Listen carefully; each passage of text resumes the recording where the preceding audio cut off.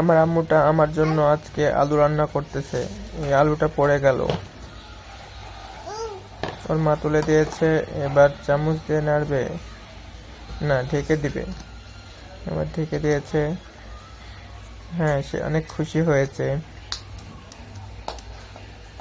এবার আবার তুলছে, আলুটা ঠিকঠাক আছে। এবার কি করে দেখা যাক। এবার পানি দিল, এবার কি করবে। আমার আম্মুটা আমার জন্য আলু রান্না করতেছে, রান্না হলে আমি খাবো।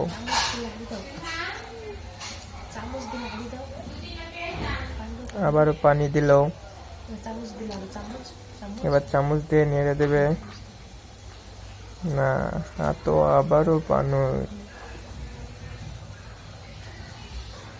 এবার চামচ দিয়ে নেড়ে দিচ্ছে, আলুগুলো পড়ে গেল।